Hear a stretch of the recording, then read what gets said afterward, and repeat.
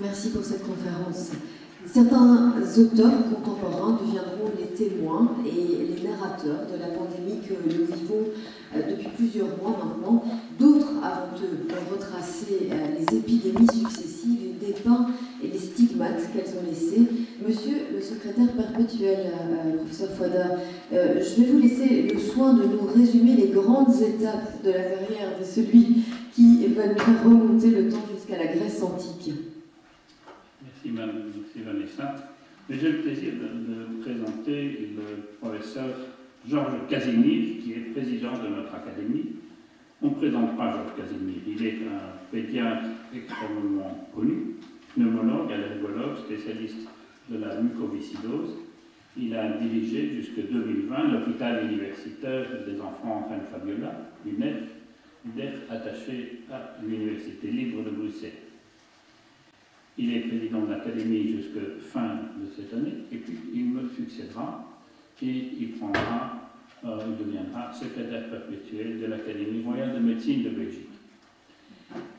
Il préside la commission d'agrément de pédiatrie. Ses travaux scientifiques font autorité, ils sont très nombreux.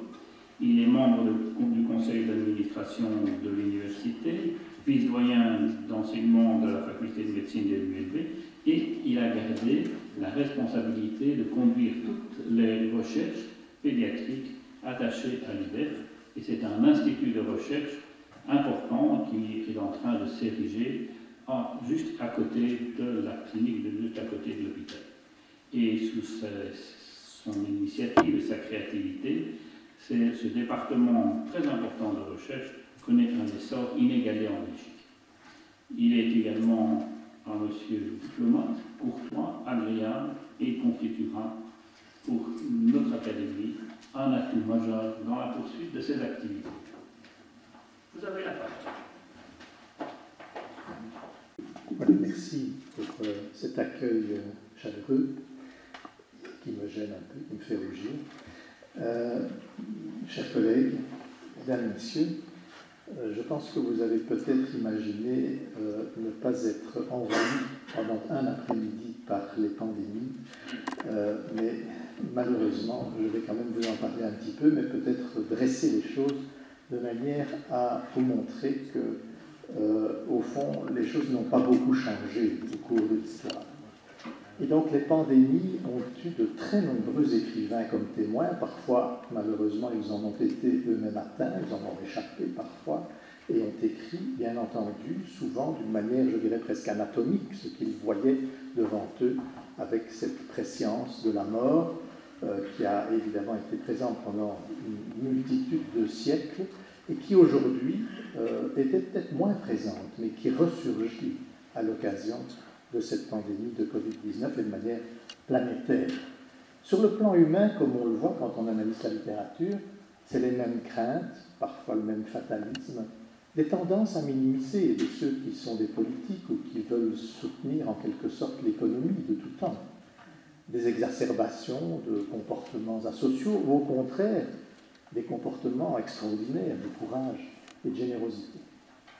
Ce qui a fort changé, évidemment, c'est le plan scientifique, parce que depuis l'hygiène extraordinaire, depuis Pasteur, depuis les vaccinations dont nous bénéficions aujourd'hui, depuis les antibiotiques aussi, on a vu en quelque sorte un progrès absolument majeur dans l'espérance de vie, puisque jusqu'à la pandémie du Covid-19, chacun d'entre vous ne vieillissait pas d'une année, mais seulement de 9 mois. Nous gagnions 3 mois par an. Et l'espérance de vie d'une petite fille, parce que les filles vivent plus longtemps que les garçons, ça ne vous a pas échappé aujourd'hui, l'espérance de vie d'une petite fille en 2021 est de 100 ans en bonne santé au moins. Donc l'évolution de la médecine est quelque chose d'absolument extraordinaire grâce à la prévention aussi et au traitement, et on va le voir dans l'épidémie de Covid-19, parce que tout s'est en fait extraordinairement accéléré.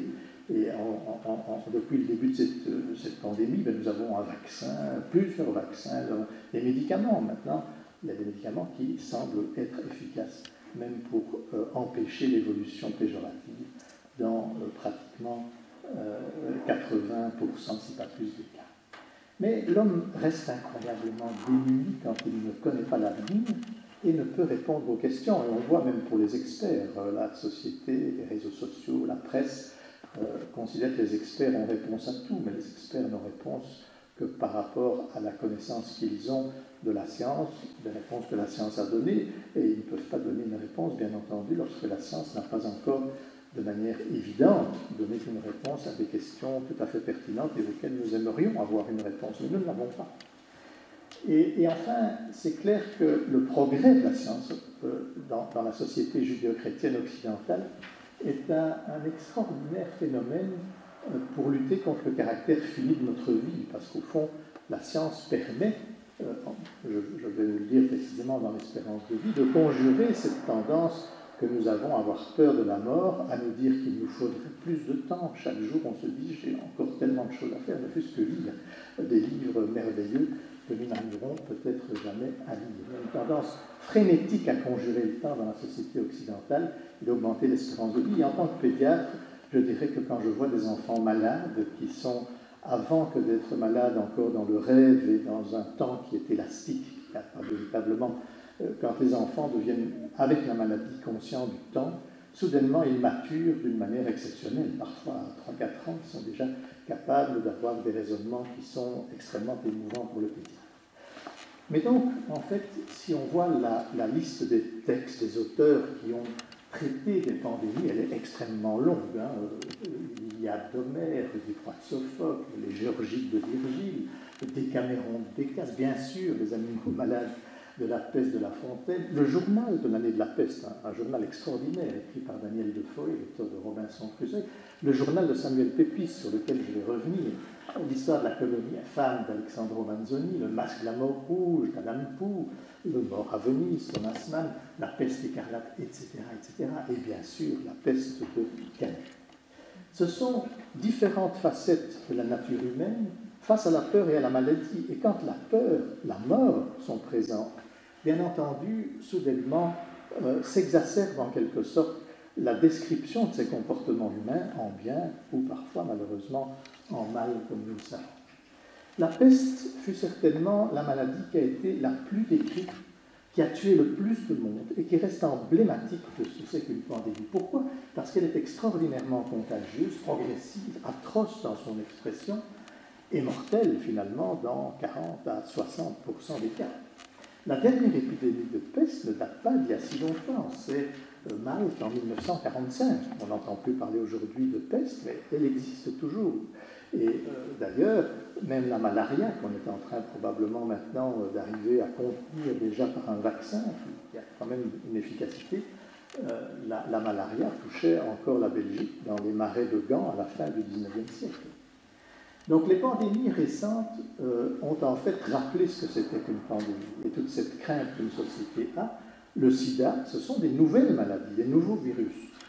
Ebola, qui heureusement, si on peut dire, est tellement mortelle qu'elle tue dans un espace très limité et donc ne peut pas s'étendre. Mais imaginons que quelqu'un en incubation prenne un avion et arrive à Bruxelles ou à New York, ça pourrait être une des catastrophes dont a terriblement peur, évidemment, la société médicale mondiale.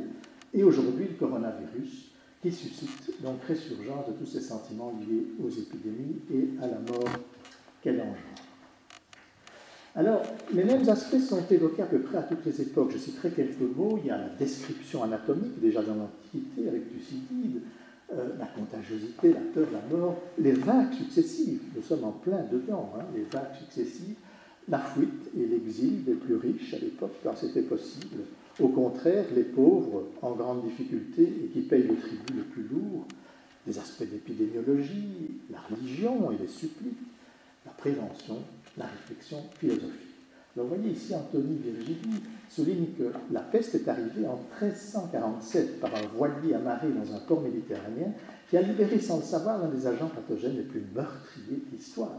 À bord, en plus de sa cargaison et de ses passagers, se trouvaient de petits clandestins, des rats noirs infestés de puces porteurs de la peste bubonique. Ce scénario s'est répété plusieurs fois dans les ports de toute l'Europe. Alors, ça peut être des disparitions véritablement de toute une communauté. Regardez les Incas ici.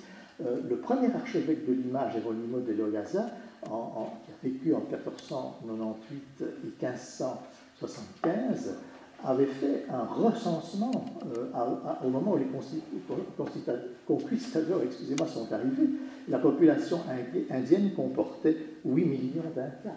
En 1791, les autorités de la vice-royauté du Pérou effectuent un nouveau recensement. Il y a plus de 610 000 Indiens.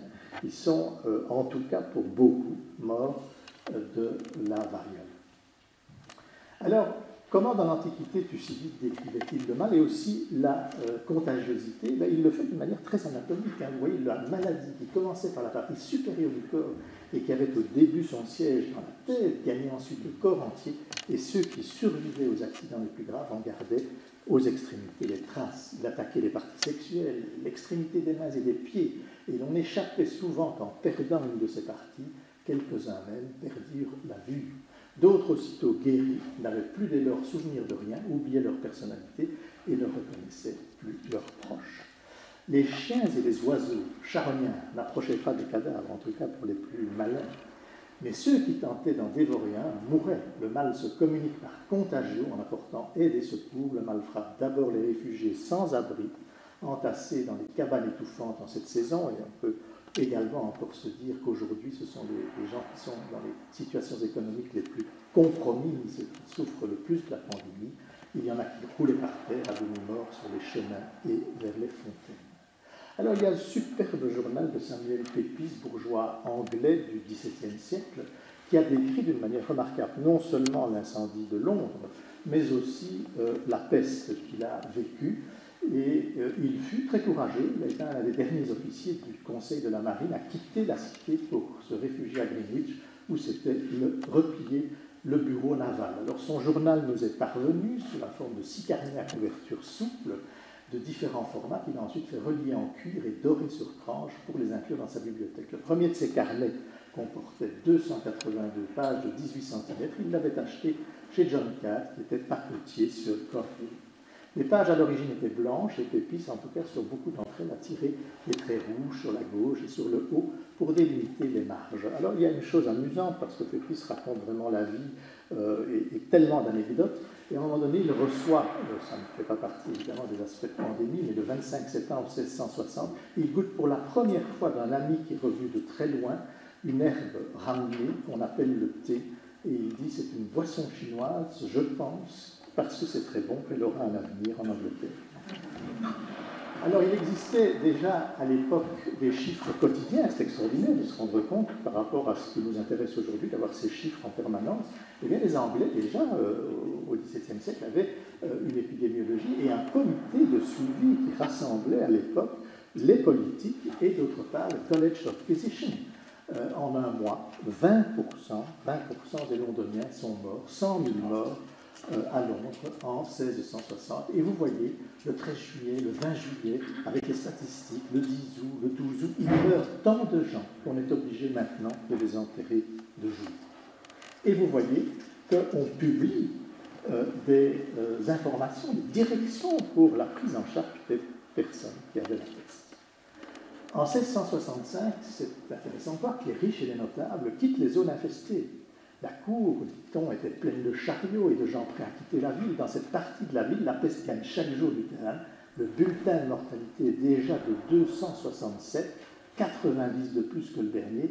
Il n'y a eu que 4 décès dans la cité à ce moment-là, au début, mais, grande bénédiction pour nous, la reine-mère part aujourd'hui pour la France.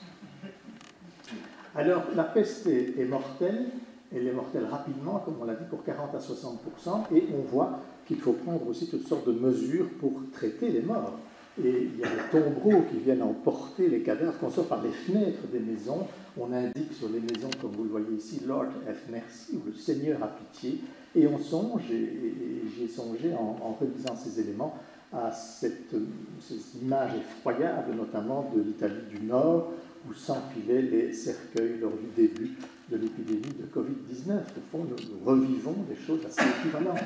Au Moyen-Âge, les épidémies ont nourri la peur des morts vivants, de ceux qui allaient revenir peut-être. L'analyse de tombes médiévale montre d'ailleurs que pendant les épidémies, on enterrait les morts avec la tête vers le bas, en fait, de façon probablement peut-être à empêcher ceux-ci de revenir nous hanter. Et on voit d'ailleurs, quand on regarde alors la presse quotidienne, que le mot de peur s'accroît de jour en jour dans les maisons de repos, etc. Les symptômes et les signes sont les mêmes, et bien entendu, les réactions de la population n'ont pas changé, l'homme n'a pas changé. Alors il y a eu des vagues successives, et ceci pour vous montrer l'importance que revêt le nombre de décès. La peste justinienne, pendant le règne de l'empereur byzantin, c'est 30 millions de morts. La deuxième pandémie au Moyen-Âge, c'est entre 25 et 40 millions de morts au milieu du XIVe siècle. Enfin, la troisième pandémie est partie de Chine, et s'est terminée, comme je l'ai dit, à Malte en 1945. Elle a tué 12 millions de personnes en Inde, mais à cette époque déjà, l'Europe, bien entendu, dans un progrès scientifique et sur l'hygiène bien plus important, avait une moindre atteinte de cette maladie. Et je cite une phrase d'Albert Camus: la mort est malvenue à Oran, ville dédiée à la vie, et non à cette mort considérée comme inconfortable, puisque la vie continue alentour. Alors, le traitement, au fond, pendant toutes ces pandémies, il n'y a pas de traitement, mais on écrit quand même ce qu'il faut faire. Pour avoir de l'hygiène, on va en dire quelques mots, mais de notre côté non plus. Il y a eu toute une série de molécules qui ont été proposées, et c'est seulement aujourd'hui, mais quand on dit c'est seulement aujourd'hui, dans un temps tellement court, tellement extraordinaire, que l'on est, semble-t-il, maintenant des médicaments qui vont permettre d'empêcher des gens qui commencent la maladie et qui ont des facteurs de risque d'évoluer gravement dans plus de 80% des cas. Donc la vitesse avec laquelle la science donne des réponses à tout cela est quand même très spectaculaire. Alors les préventions, on les retrouve dans le journal de l'année de la peste de Daniel Defoe. À l'époque, qu'est-ce qu'on fait au fond par rapport à une pandémie telle que celle-là? Eh bien, l'isolement strict des malades, le port du masque et des fumigènes dans ces masques, les traitements des déchets et des cadavres, la décontamination des locaux par des fumigations. Tout cela nous paraît, toute proportion gardée, relativement peu important, mais au fond, nous en sommes encore pour beaucoup de ces éléments dans cette situation aujourd'hui. Et alors, il y a la réflexion philosophique du merveilleux Jean de La Fontaine, évidemment, deuxième fable du livre 7 des fables de La Fontaine, les animaux malades de la peste, paru en 1678. 13 ans auparavant, une épidémie de peste a décimé donc les Londoniens. La Fontaine croque un bestiaire frappé d'un mal qui répand la terreur. Les premières strophes décrivent un monde en friche, confiné, où les tourterelles se fouillaient, plus d'amour, plus de joie. Après un conseil des sages, le lion décide de sacrifier le plus coupable des animaux pour apaiser le courroux du ciel. Chacun expose ses péchés et parvient par son habileté oratoire à échapper à l'échafaud. Mais le couperet tombera sur l'âne, seul animal qui n'a rien à se reprocher. Haro sur le baudet, coupable de rien, sinon de son innocence. Selon que vous soyez puissants ou misérables, les jugements de cour vous rendront blanc ou noir, dit la morale. Cependant, une autre phrase reste gravée dans les mémoires: ils ne mouraient pas tous, mais tous étaient frappés. Et donc, voyage au bout de la peur et du courage. Il n'y a pas que la peste. Une des grandes autres maladies fut le choléra. En 1832, il fit plus de 100 000 morts en France. Vent mortel, complot de la bourgeoisie contre le peuple. De nombreux écrivains, George Sand, Chateaubriand, Eugène Sue, racontent la peur, l'impuissance face au mal invisible et l'irruption de toutes ces croyances irrationnelles auxquelles l'homme fait appel lorsqu'il se trouve ainsi démuni, comme on peut le constater aujourd'hui. Leurs témoignages résonnent curieusement avec les réactions observées depuis le déclenchement de cette pandémie. Incrédulité, crainte légitime, insouciance, quête d'informations fiables, intoxication, aujourd'hui par les réseaux sociaux, mais il a existé d'autres éléments auparavant, recherche de remèdes. La seule grande différence avec 1832 est le regard porté sur le corps médical, à qui l'on criait à l'époque à mort, et qu'aujourd'hui on a applaudi, mais qu'on applaudit peut-être moins aujourd'hui. En fait, un élément intéressant, c'est que la peste, et on le note aussi, touchait davantage les plus pauvres, comme Parisi le dit, et le médecin Ingrassia, en 1576, qui dit déjà que la peste est plus courante chez les pauvres gens, et qu'en raison de l'humidité putride et des humeurs pernicieuses dues à un mauvais régime de vie, nous pouvons même affirmer que les pauvres sont plus enclins à contracter cette maladie du fait de l'air ou par contamination. Et il soutenait même qu'à Palerme, la plupart des docteurs n'eurent pas l'occasion d'observer des cas de peste parce qu'ils n'avaient pas de pauvres parmi leur clientèle. Et au fond, la pandémie de Covid-19, elle a joué le même rôle. Elle a aussi projeté des centaines de millions d'individus dans le monde qui ont perdu leur emploi, basculé dans la pauvreté. Et combien d'enfants, l'Organisation mondiale de la santé estime qu'il y a plus pratiquement 900 000 enfants qui sont passés d'une famille avec un revenu significatif à un revenu tout à fait insuffisant. Alors que pendant cette même période, les ultra-riches ont une fortune qui a progressé de 27,5%. Et bien sûr, la littérature s'empare aussi maintenant du Covid-19, comme Daniel Pénac le soulignait récemment. Et c'est intéressant de souligner aussi que la peste de Camus a vu une amélioration spectaculaire de ses ventes depuis la pandémie, ce que disait d'ailleurs déjà Louis Guillou à l'époque en adressant à Albert Camus ce mot: je relis la peste lentement pour la 3e fois. C'est un très grand livre et qui grandira, il continue encore à grandir aujourd'hui. Alors, peut-être un point intéressant aussi, c'est que pendant le premier confinement, où les gens se sont retrouvés chez eux, eh bien, un Français sur 10 a commencé à écrire un livre, selon un sondage paru début mai. Si certains de ces manuscrits n'ont jamais quitté les tiroirs de leur auteur, nombre d'entre eux, néanmoins, ont trouvé leur chemin jusqu'aux portes des maisons d'édition, mais on sait combien les maisons d'édition ne publient que quelques diamants. Chez Jean-Claude Lattès, Delphine de Vigan nous dit: nous avons constaté une augmentation d'environ 20% du nombre de manuscrits reçus, c'est vrai dans toutes les maisons d'édition, Gallimard, Lafon, etc. Depuis le premier confinement, nos auteurs ont eu le temps pour finir leurs manuscrits, et d'autre part, nous avons reçu beaucoup de nouveaux auteurs, des gens qui ont profité du temps confiné ou sous couvre-feu pour écrire, ce qui montre aussi que l'homme aime tellement écrire. Et je terminerai ce panorama en nous disant que peut-être les pandémies ont toujours été de toute façon un moment d'arrêt où la mort, nous mettant en perspective potentiellement notre propre mort, nous faisait réfléchir sur les valeurs essentielles de l'existence, parce qu'au fond, le Covid-19, c'est une catastrophe, mais le réchauffement climatique en est probablement une bien plus grande encore, qui est un petit peu aujourd'hui cachée par notre stress vis-à-vis du Covid-19. Et au fond, c'est un temps d'arrêt dans le fonctionnement des sociétés et des individus, un moment d'analyse et de réflexion qui est bien utile et qui devrait peut-être contribuer à aller vers l'expérience fondatrice d'une nouvelle génération où finalement on se rend compte qu'il y a une série de mesures à prendre pour sauvegarder l'essentiel, c'est-à-dire l'humain.